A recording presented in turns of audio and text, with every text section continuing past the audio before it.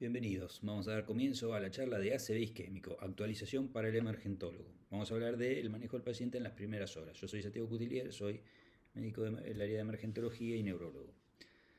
Vamos a describir, como dijimos, una metodología de estudio sistemática del paciente con síndrome focal y vamos a hacer hincapié en las alternativas de tratamiento según el tiempo de evolución. Y vamos a hablar un poco del tratamiento de sostén que hay que darle a estos pacientes en el área de urgencias. Por definición, un síndrome focal es un grupo de síntomas y signos que nos sugieren una determinada topografía, nos hacen pensar en una localización dentro del encéfalo. El déficit focal que surge de manera súbita hace pensar en una ACV inmediatamente y hay que hacer una imagen para ver si es isquémico o hemorrágico, porque eso no se puede diferenciar clínicamente. Desde el punto de vista epidemiológico, como sabemos, el ACV es una causa muy frecuente de muerte y de discapacidad, es una enfermedad frecuente. La mayoría son isquémicos, una proporción más baja son hemorrágicos. En nuestro medio vemos ambos tipos de eventos neurovasculares. Y con respecto a la causa del ACV isquémico, se divide por partes iguales los que son cardioembólicos, de gran vaso, de pequeño vaso, y un porcentaje que quedan sin una causa establecida en forma inmediata, que son los criptogénicos. Algunos de los pacientes que tienen un ACV isquémico son candidatos a un tratamiento de reperfusión que mejora el pronóstico. Los que tienen una enfermedad de gran vaso o que tienen una oclusión, mejor dicho, de gran vaso, pueden ser candidatos a una trombectomía mecánica y el porcentaje de pacientes entre el total de pacientes con ACV isquémico sería entre el 10 y el 46%. Esto depende de cómo son estudiados y de cómo se defina la oclusión de gran vaso. Con respecto a la trombólisis, entre el 10 y el 15% de los pacientes que vemos podrían ser candidatos al tratamiento trombolítico. En nuestro medio, la causa más importante de ingreso es el trauma. Después le sigue la alteración del sensorio. Dentro de los pacientes que tienen alteración del sensorio, muchos tienen alteración del sensorio, o algunos tienen alteración del sensorio de causa vascular. En general, el ACV no se asocia a deterioro sensorio, pero cuando es un infarto hemisférico muy grande, por oclusión carotidia, cuando es un infarto de tronco o cuando está asociado con alguna complicación como convulsiones, puede haber deterioro del sensorio asociado. El síndrome focal agudo, el déficit focal agudo, representa un 7% de los ingresos en nuestro medio, y de eso sí, la mayoría son eventos neurovasculares, otros son mimics. Y tenemos un porcentaje importante de pacientes que ingresan para monitoreo neurológico, algunos de los cuales también tienen enfermedades cerebrovasculares. No todo síndrome focal agudo es de origen neurovascular. Las convulsiones, por ejemplo, pueden producir una parálisis de TOD, el paciente tener un síndrome focal agudo de causa eléctrica y no isquémica, o un paciente con sepsis o una hiponatremia, una infección, puede tener una recrudescencia de los síntomas focales por un ACV previo o por una lesión neurológica previa. De la misma manera, no siempre una ACV se manifiesta como un déficit focal. Puede ser silente o se puede manifestar, por ejemplo, como deterioro del sensorio. Entonces, ¿cómo recibimos al paciente con un déficit focal agudo? Especialmente cuando tiene menos de 24 horas y cuando presumimos que puede ser candidato a algún tratamiento de reperfusión. Hay que actuar rápido porque los tratamientos de reperfusión tienen un beneficio que es dependiente del tiempo. Entonces el paciente se tiene que atender de manera inmediata, dar aviso de emergentología, al servicio de neurología si estuviera disponible. Hay que hacer el ABC, ver que esté la vía aérea permeable, la ventilación, la estabilidad hemodinámica, hacer un hemoglucotés y tener al menos un acceso periférico venoso, e idealmente dos, sobre todo de cara a la eventual trombolisis. Hay que pedir un laboratorio con coagulograma, hacer un examen neurológico y hacer la escala NIH, que vamos a ver ahora más adelante, y va a haber que hacer alguna neuroimagen, eventualmente con una imagen vascular cerebral, por ejemplo una angiotomografía. No deberíamos demorar más de 20 minutos en obtener la imagen. Y no deberíamos demorar más de 20 minutos adicionales en tener ya la imagen interpretada, es decir, haber hecho un diagnóstico con esa imagen. Es decir, ¿tiene sangre o no tiene sangre? ¿Tiene un foco isquémico o no lo tiene? ¿Es una tomografía normal? ¿No es normal? ¿Cómo están los vasos? Si es que hicimos una angiografía, ¿hay una oclusión? ¿No hay una oclusión? Etcétera. El electrocardiograma es fundamental también. No es rara la coexistencia de un síndrome coronario agudo con un evento neurovascular agudo. Si el paciente está estable y no tiene dolor torácico, no es necesario demorar la imagen neurológica o neurovascular y eventualmente la trombólisis por el electrocardiograma, pero sí debe hacerse cuanto antes. Y debe ser una de las primeras cosas que uno hace si el paciente no está estable y tiene dolor torácico. Con respecto al examen físico, mencionábamos la escala NIH, es una forma objetiva de cuantificar el déficit neurológico que el paciente tiene, y es una escala que requiere un cierto entrenamiento, pero no es tan difícil de hacer. Yo acá dejo algunos recursos. En este canal de YouTube están subidos los videos originales que el NIH utilizó para la formación en la toma de esta escala. Pueden acceder al sitio original para la certificación y nosotros desarrollamos una aplicación donde se explica cómo se debe tomar esta escala y sirve para en la práctica ir viendo cómo se debe puntuar lo que vemos en el paciente. Una vez que hicimos la tomografía, si es que iniciamos con una tomografía, después vamos a hablar más adelante del método de imagen que elijamos, pero en general suele ser una tomografía. Y lo que vamos a ver es que podemos obtener una imagen normal, es decir, sin signos de isquemia ni de hemorragia.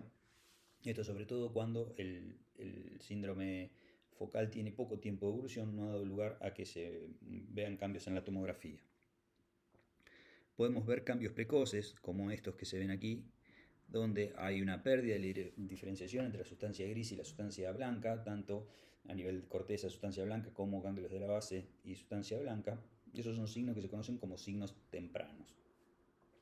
O podemos ver, como se ve en este caso, por ejemplo, se ve que ya está evolucionada una hipodensidad franca, que tiene incluso algo de retracción ventricular. Esto nos habla de un evento que ya está muy evolucionado. Otra posibilidad es que nos encontremos con un evento hemorrágico, como en este caso un hematoma intraparenquimatoso profundo. Podemos encontrarnos además, por ejemplo, un diagnóstico alternativo que no sea neurovascular, por ejemplo, un tumor, como vemos en este caso, con edema en dedos de guante. Vamos a tener que ir a ver la tomografía, la angiotomografía, donde lo que más nos va a interesar es ver si hay una oclusión de un gran vaso susceptible de ser tratado con trombectomía mecánica o no. Los cambios tempranos que nosotros veamos, cambios tempranos de isquemia que veamos, los vamos a tener que cuantificar de acuerdo al score de Aspect, que divide todo el territorio de la cerebral media en varios lugares y uno va puntuando en forma inversa, es decir, si la tomografía es completamente normal, el puntaje es 10 y se va restando un punto por cada área en la que se ve un cambio temprano. Entonces, si tuviéramos cambio, por ejemplo, a nivel de la región M1, M2 y M3, tendríamos un aspecto de 7. No hay que confundirse estos M1, M2, M3 con los segmentos arteriales M1, M2, M3, que es una cosa diferente. Dejo acá unos links de este canal de YouTube donde hay alguna explicación también de esto y de cómo debemos interpretar una imagen tomográfica en agudo. Una cosa que se puede ver es algún signo vascular de oclusión en la tomografía sin contraste. Son signos vasculares indirectos porque cuando hay un trombo en una arteria que está ocluida, esa densidad en la arteria aumenta y se pueden ver algunos signos, como ya conocen, el signo de la cuerda, o como van a ver en este video, el signo del punto, que es lo mismo que el signo de la cuerda, pero cuando el corte es transversal al eje mayor del vaso. En este caso era a nivel de M2. Se propone con la angio, se ve que no hay entrada de contraste en ese segmento. Lo mismo en el corte sagital, se ve que tiene la forma de un trombo en T a nivel de una bifurcación de M2. Post-trombólisis hicimos una angioresonancia y vemos que se produjo una recanalización completa. Y esta es la difusión que hicimos junto con la angioresonancia. Ese mismo paciente tenía este ecocardiograma. Este es un eco bedside que hicimos con un traductor de abdomen porque estaba roto el sectorial. Pero fíjense qué rápido y con qué poco uno puede tener una idea general de lo que está pasando, porque este paciente tiene una hipoquinesia apical, un paciente que evidentemente tiene altas chances de tener un evento, si bien esto solo no lo define, que sea cardioembólico y alta probabilidad de beneficiarse de la anticoagulación. Quiero decir con este caso que hay que ir a mirar estos signos indirectos y que nos pueden decir mucho de lo que está pasando y podemos prácticamente cerrar el diagnóstico del paciente en pocos minutos, incluso en 1 o 2 horas.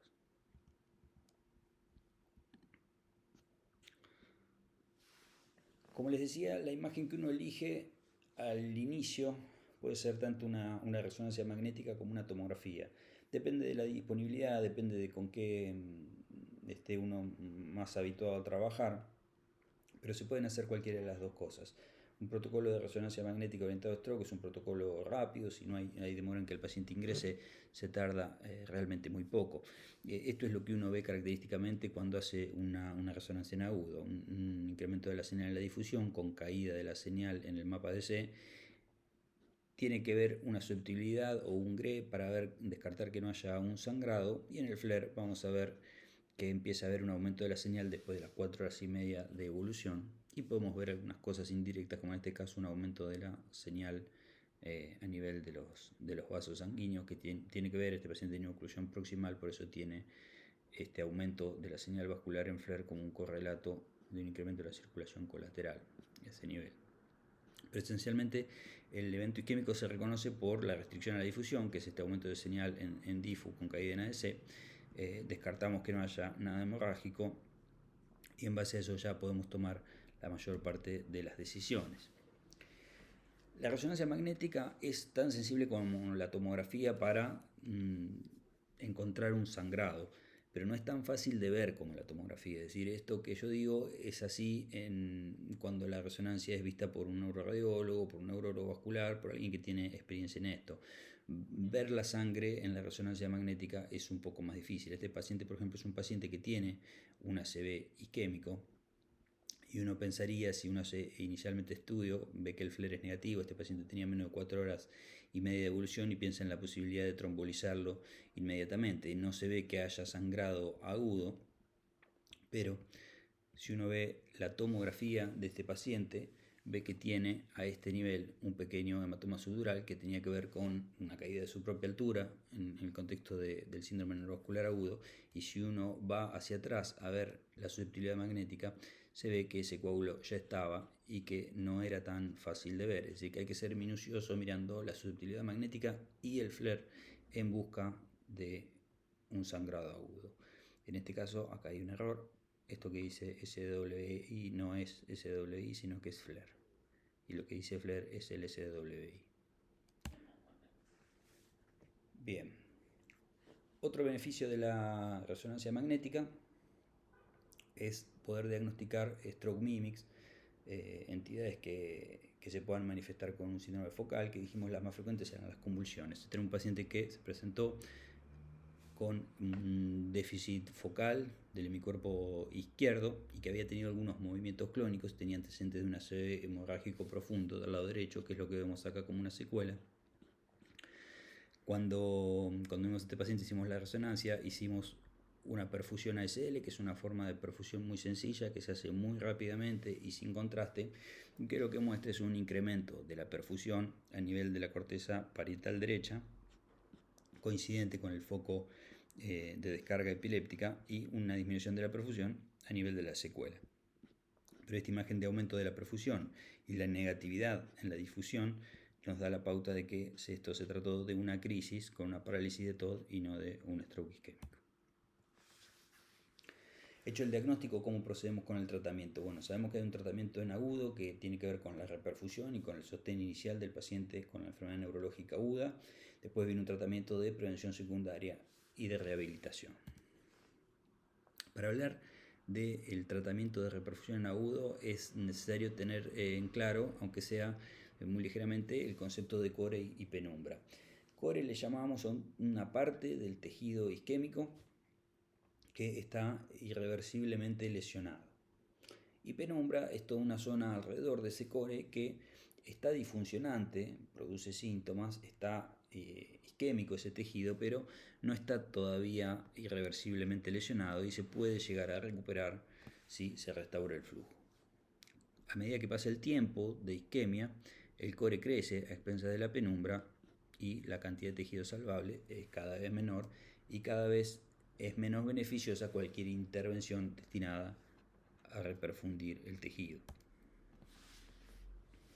Entonces, si uno tuviera que resumir cuáles son las posibilidades de reperfusión a medida que pasa el tiempo, podría decir que los pacientes son candidatos a trombólisis en ventana de 4 horas y media, y que eso lo podemos determinar con la clínica y haciendo una tomografía que descarte sangrado, que podemos hacer trombectomía mecánica hasta las 6 horas en aquellos pacientes que tienen una oclusión de un vaso grande, pero posteriormente se vio que la trombólisis podría extenderse hasta las 9 horas en pacientes que tuvieran mucho tejido en riesgo de necrosis, digamos mucho defecto de perfusión sería, con un core relativamente pequeño. Estos son criterios específicos, son los criterios STEM.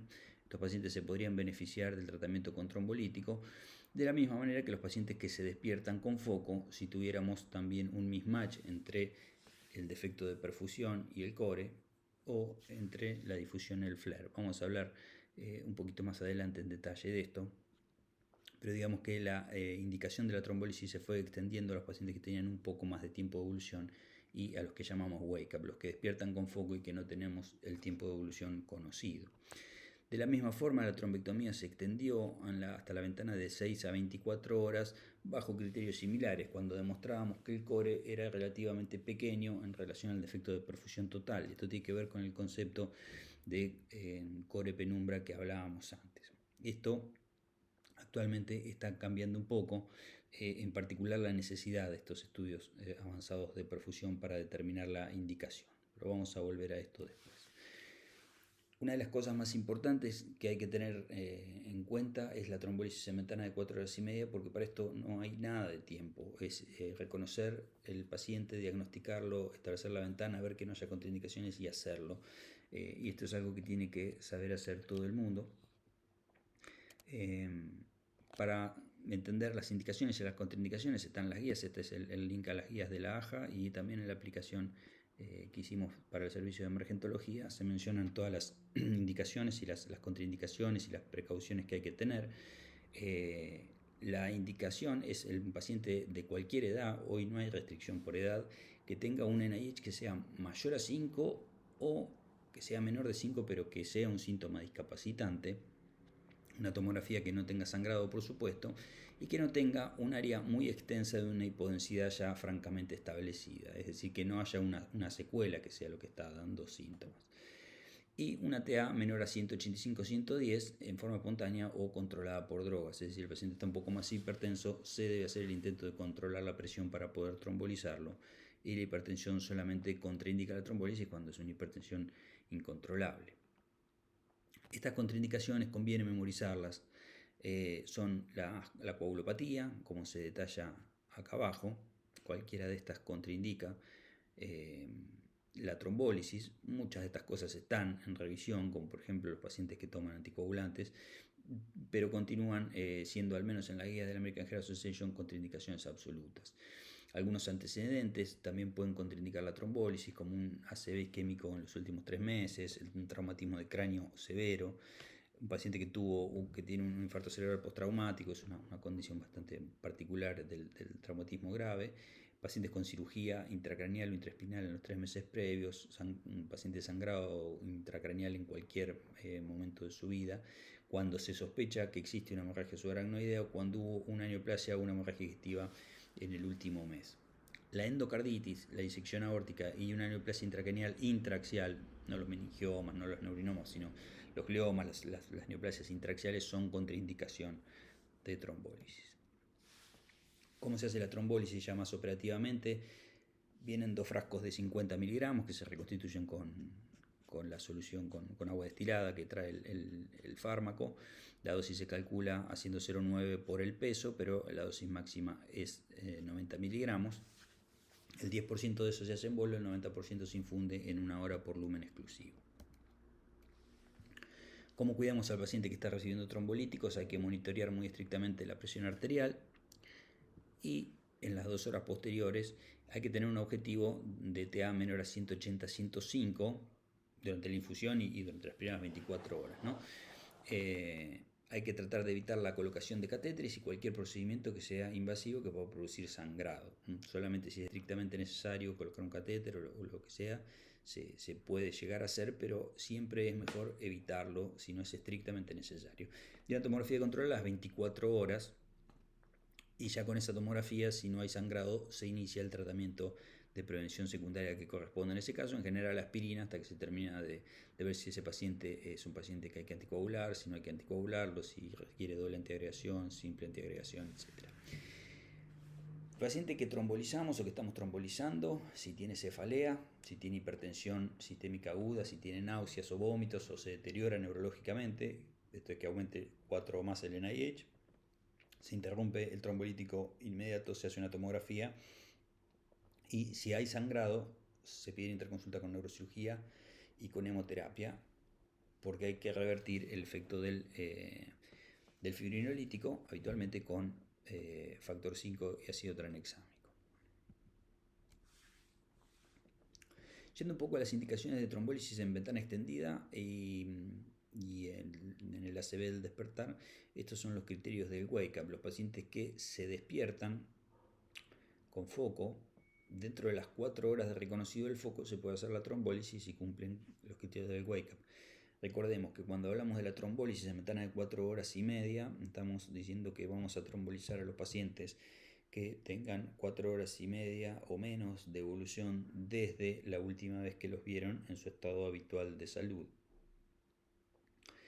En el caso del wake-up es distinto, estamos hablando de 4 horas y media desde que se despertaron con el foco neurológico. Esos pacientes, si cumplen el criterio de mismatch entre la difusión y el flare, es decir, que tengan una difusión positiva y un flare completamente negativo en ese territorio, bueno, entonces se podrían trombolizar. Tienen que cumplir además unos criterios de seguridad, que es que tengan menos de un tercio de la cerebral media en la difu, o menos de la mitad, si es territorio cerebral posterior o cerebral anterior, y que el NIH sea menor a 25. Eso destinado a no trombolizar estragos del despertar que sean muy grandes, porque eso podría ser peligroso en cuanto a la transformación hemorrágica. En este link están las herramientas para entrenarse en la determinación del mismatch difusión flare, que es lo que se utilizó para entrenar a los investigadores del wake-up, que fue el estudio que utilizó esta estrategia.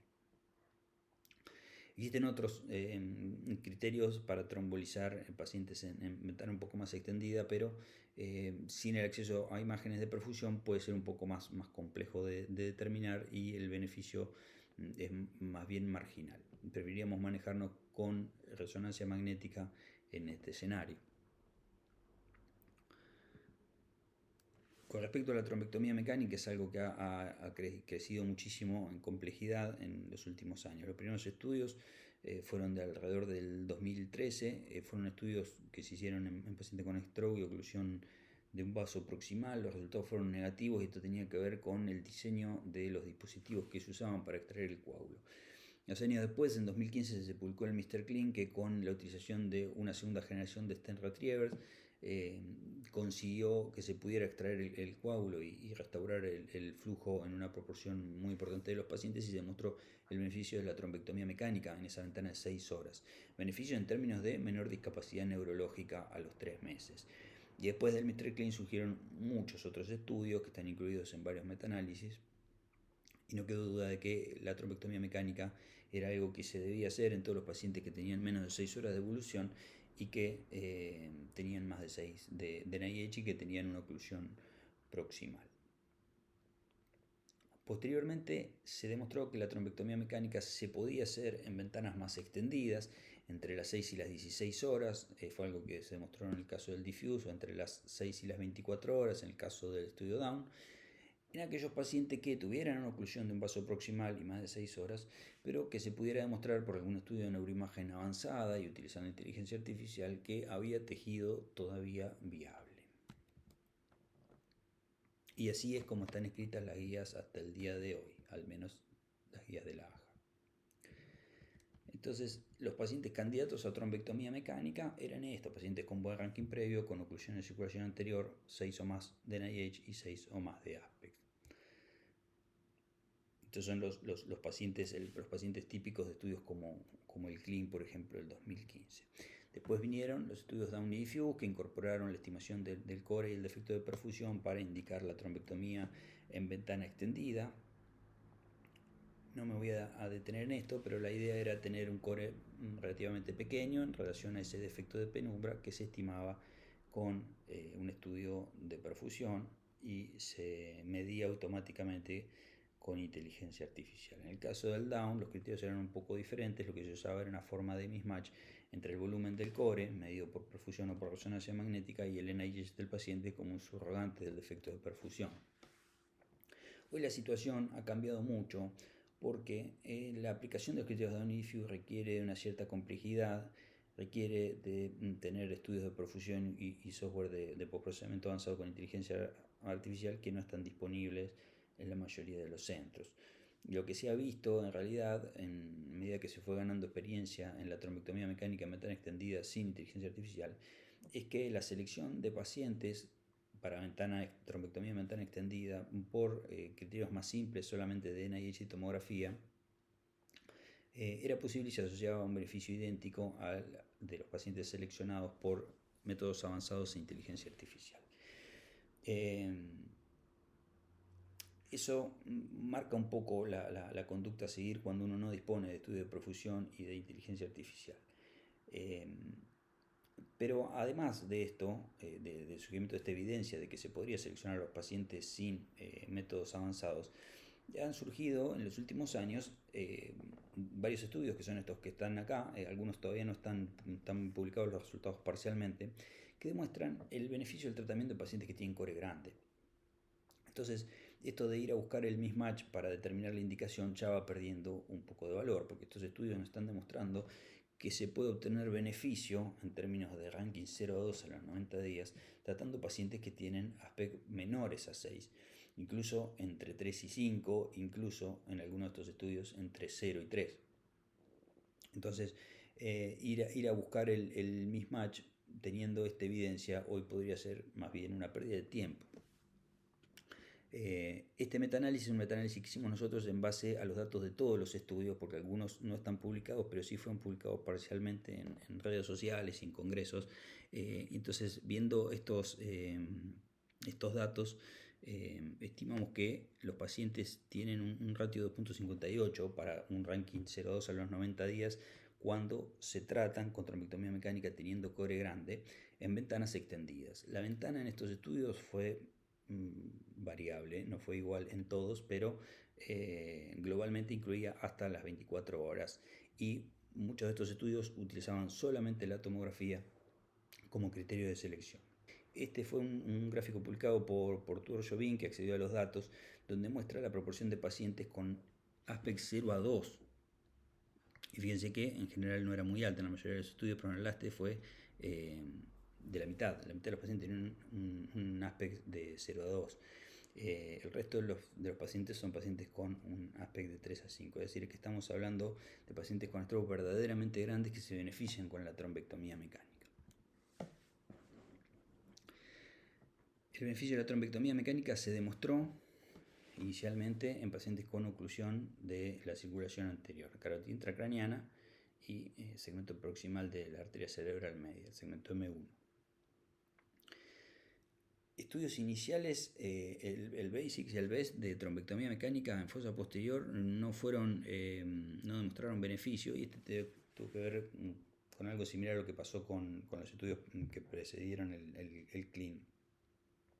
Los dispositivos no eran del todo buenos como para lograr una recanalización exitosa en la mayoría de los pacientes. Los estudios Attention y Bauch lograron una recanalización en un porcentaje mucho más importante y encontraron que había beneficio en términos de discapacidad neurológica. De acá que viene esta heterogeneidad relativamente alta de este metaanálisis. Pero esto es hoy algo nuevo que tenemos evidencia UROA para indicar la trombectomía mecánica por oclusión vertebrovascular y un poco menos para cerebral posterior. Entonces ese paciente que lo trombolizamos o que fue a trombectomía mecánica y volvió de hemodinamia, ¿cómo vamos a cuidarlo en el servicio de emergencia? Bueno, la cabecera a 30 grados es una medida en general para prevenir aspiración y que mejoraría la presión intracraniana. La mayoría de estos pacientes no tienen hipertensión intracraniana de todas formas. La movilización temprana se recomienda después de las primeras 24 horas. El manejo de la TA suele ser una cosa relativamente, no difícil, pero sí controversial, porque no hay evidencia demasiado buena de cómo hacer esto. Sabemos en términos generales que un paciente no debe recibir tratamiento antihipertensivo salvo que tenga valores realmente muy altos, presiones mayores a 220, 120, o que tenga valores más bajos, pero que tenga angina de pecho, que tenga encefalopatía, eclampsia, edema agudo de pulmón, disección aórtica, situaciones en las cuales hay que bajar la presión arterial rápidamente porque el paciente corre riesgo de vida. Pero fuera de ese escenario se toleran presiones de hasta 220, 120. Ahora, el paciente que tiene un ACV isquémico que va a recibir trombolíticos, se debe tratar la presión arterial con un umbral de 185, 110 y después el target es menos de 180, 105. Con respecto a los pacientes que vuelven de hemodinamia con un vaso que se pudo reperfundir, que se pudo abrir, es decir, que se utiliza una escala que es la escala TISI, 2B a 3, quiere decir que el vaso se abrió. Ese paciente se debería tratar si su TA sube por encima de 140. Y teóricamente no hay riesgo de que el descenso de la presión empeore la isquemia porque el vaso está abierto. Uno asume que el vaso quedó abierto y que entonces el paciente puede tolerar valores bajos de presión. A veces se da la situación compleja, la cual el paciente se reperfundió una carótida o una arteria proximal, pero tiene además otra que está estenosada y hay que evitar la lesión por reperfusión por un lado y evitar la isquemia por hipoflujo por el otro. Con respecto a los fluidos, hay que evitar la hipovolemia, usar fluidos que no sean hipotónicos, controlar la glucemia, el objetivo es menor a 180. Obviamente evitar la hipoglucemia y la tromboprofilaxis se puede iniciar inmediatamente o 24 horas después de la trombólisis, cuando uno ve la tomografía y ve que no hubo complicaciones hemorrágicas relacionadas con la trombólisis, y se puede iniciar la aspirina y la tromboprofilaxis. Las transformaciones hemorrágicas menores no son una contraindicación para la tromboprofilaxis. Es importante la evaluación sistemática de la dilución. Esto puede ser con determinadas escalas clínicas y en función del resultado de la escala clínica un método como la biodilución o la fibroscopía. Cada institución tiene su protocolo, pero lo importante es que los pacientes no queden sin evaluar la dilución, porque la neumonía por aspiración es una de las complicaciones más frecuentes del stroke y contribuye mucho a la morbilidad. Esto sería lo más importante en cuanto a lo que hacemos en emergentología, pero sí hay una parte de la prevención secundaria que comienza ya en las primeras horas o después de las primeras 24 horas. Idealmente un paciente que tiene un stroke debe realizarse una resonancia magnética con una angioresonancia magnética o una angiotomografía de vaso intracraniano si no se hizo durante el evento agudo para determinar el tratamiento. Esto para descartar la estenosis intracraniana como causa de la ACV. Hacer un ecocardiograma para descartar causas cardioembólicas, un Holter de 24 horas buscando fundamentalmente fibrilación auricular y una imagen de vaso de cuello para descartar la estenosis carotidia como causa que podría justificar un tratamiento quirúrgico o endovascular que idealmente se debería hacer antes de los 15 días. En función de estos estudios se hace una clasificación y se establece la indicación de una prevención secundaria que puede ser la anticoagulación, habitualmente por un FA o por un trombomural, una endarterectomía en los pacientes con estenosis carotidia, establecer la doble antiagregación en los pacientes que tengan indicación por estenosis intracraniana o por stroke menor o AIT de alto riesgo, como vamos a ver ahora más adelante. El tratamiento con estatinas, desde el Sparkle sabemos que disminuye la recurrencia de stroke si usan dosis altas de 80 miligramos día o algún equivalente de otra estatina. La antiagregación se usa en el AIT doble cuando es AIT de alto riesgo en base a esta escala que es el ABCD2, y en el stroke se usa de acuerdo al NIH. Si el stroke es menor se usa doble antiagregación, si es mayor se usa solamente antiagregación simple. La doble antiagregación en realidad está pensada para el AIT de alto riesgo y el stroke menor en pacientes que no tienen una fuente cardioembólica demostrada. Si tienen una fuente cardioembólica demostrada, en general lo que hay que hacer es determinar el timing del inicio de la anticoagulación mientras el paciente está solamente con aspirina. ¿Cuánto tiempo la doble antiagregación en el caso de stroke minor y TIA de alto riesgo? Bueno, esto ha sido variable, pero digamos que 21 días es suficiente. Prolongar más la antiagregación se ha visto que incrementa el riesgo hemorrágico sin mayor beneficio en la prevención de las recurrencias. En general la droga que usamos es clopidogrel, porque es el que se usó en el FASTER, en el Chanceling Point. En el TALE se usó el ticagrelor, pero los pacientes tuvieron una incidencia un poco mayor de sangrado. Estos estudios enrolaron pacientes dentro de las primeras 24 horas, de manera que lo que se sugiere es iniciar la donategración en las primeras 12 a 24 horas, pero se ha recomendado en las guías empezar dentro de los 7 días, es decir, si se pasaron esas primeras 24 horas se podría iniciar la donategración dentro de los 7 días. Recientemente se publicó un estudio que demostró el beneficio de la antiagregación cuando se inicia incluso dentro de las 72 horas, pero de todas formas el umbral que nos poníamos de acuerdo a las guías era de 7 días, a pesar de que los estudios habían enrolado a los pacientes dentro de las primeras 12 a 24 horas. Entonces, a modo de resumen, vamos a decir que si el paciente llega a metana de 4 horas y media, hay que pensar en la trombólisis, si se cumplen las indicaciones, si no tiene contraindicaciones. En ventanas de 4,5 a 9 horas hay que considerar la consulta especializada para definir la trombólisis en ventana extendida. En el ACV del despertar, como mencionamos, los criterios del wake-up con resonancia magnética. Y en ventana de 24 horas, si el paciente tiene oclusión proximal, hay que hacer la trombólisis si corresponde, pero siempre hay que pensar en la posibilidad de la trombectomía mecánica y la derivación a un centro con capacidad de realizar trombectomía mecánica si no tenemos posibilidad de hacerlo en nuestro medio. Nosotros proponemos el siguiente algoritmo basado en parte en la evidencia que mostrábamos. Si nosotros recibimos un paciente que tiene menos de 24 horas de evolución, lo primero que habría que hacer es, aparte de avisar al servicio de neurología si está disponible o al servicio de emergentología, darle prioridad a ese paciente, evaluar si es un paciente que tiene un NIH menor a 6 y los síntomas no son discapacitantes. Estrictamente no sería candidato, por la evidencia que vimos, al tratamiento con trombectomía mecánica, en parte por su NIH bajo. Hay algunos estudios en relación a esto que yo no mencioné y que no han dado resultados positivos. Y la preocupación es que los pacientes con NIH menor a 6, que tienen una oclusión proximal, tienen alto riesgo de evolucionar con deterioro neurológico. Pero estrictamente hoy no hay evidencia uno para hacer trombectomía mecánica en un paciente con un NIH menor a 6. Entonces, si el NIH es menor a 6 y el síntoma no es discapacitante, deberíamos considerar la trombólisis si corresponde, de acuerdo a los criterios de trombólisis que vimos antes, y proceder con trombectomía mecánica si hay deterioro neurológico temprano y si todavía el paciente se encuentra en ventana y tiene chance de tratamiento endovascular.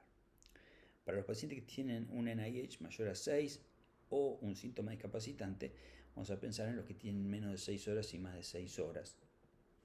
Si el paciente tiene menos de 6 horas, hay que hacer la TC, descartar obviamente que no haya un evento hemorrágico y hacer la angio-TC, y si hay una oclusión vascular proximal y el aspect es mayor a 3, ese paciente debería ir a trombectomía mecánica y se debería trombolizar si tiene indicación.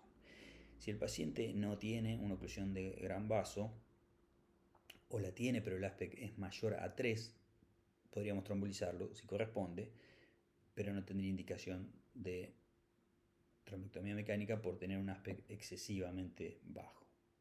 Antes, como les habíamos mencionado, antes de los estudios de trombectomía en pacientes con core grande, el límite era 6, hoy es 3. O debería ser 3, esto es nuevo, no se ha incorporado a todas las guías. Ahora, si ese paciente que tiene un NIH mayor a 6 o síntomas discapacitantes tiene más de 6 horas de evolución, ahí entraríamos en el territorio de los estudios Down y Diffuse, pero como dijimos, hoy tenemos los estudios de gran core que nos permiten usar estrategias alternativas que son las que se usaron en esos trials. Creemos que las más sencillas son estas dos. Una es seleccionar por tomografía los pacientes que tienen 6 o más de NIH con un aspect de 3 o más, y esos pacientes serían candidatos a trombectomía mecánica solo con esa evaluación. Y si el estudio inicial que hicimos fue una resonancia magnética, se podrían seleccionar de acuerdo a los criterios del Rescue Japan Limit, que fue uno de los estudios de trombectomía en core grande, que seleccionaron a los pacientes que tenían 6 o más de NIH, que tenían un aspect de 3 o más, y cuando tenían mismatch difusión FLAIR, de manera similar a lo que hacían en el wake-up, Bueno, esos pacientes eran candidatos entonces a trombectomía mecánica, incluso con más de 6 horas de evolución. Bueno, como les mencionaba, los criterios del Rescue Japan Limit y los criterios de mismatch en IH Apex como formas de seleccionar en ventanas de 6 a 24 horas, pero hay muchos otros que yo no los mencioné porque son más complejos sencillamente, pero que también hay otras formas de aproximarse a la indicación de reperfusión en ventanas extendidas. Por último, con respecto a esta forma de seleccionar pacientes en ventanas extendidas, quiero mencionar este metaanálisis que creo que es la evidencia más importante que hay al respecto en relación a la selección de pacientes para reperfusión en ventanas extendidas por trombectomía mecánica sin estudios avanzados. Lo que se ve es que el pronóstico neurológico de los pacientes es idéntico con una estrategia de estudios avanzados que con una estrategia de estudios no avanzados. Este metaanálisis se publicó antes de la mayoría de los trials de CoreGrand, es decir, que esta idea de seleccionar de una manera más sencilla es una idea que ya viene desde hace unos años y que es importante implementar para ofrecerle el tratamiento a la mayor cantidad de pacientes posible, porque los trials nos están demostrando que se benefician de la trombectomía mecánica incluso en ventanas extendidas e incluso con core grande. Entonces, como conclusión, vamos a decir que el déficit focal agudo constituye una situación de alta prioridad en los sistemas de emergencias y requiere una evaluación inmediata. El paciente con sospecha de ACV no debe esperar nada. Existen estrategias de reperfusión que pueden disminuir el riesgo de capacidad neurológica y este es un outcome duro que debemos tener en cuenta. Y por ahora estamos hablando de reperfusión en ventanas de 24 horas, recién se está empezando a valorar la posibilidad de hacer reperfusión después de las 24 horas.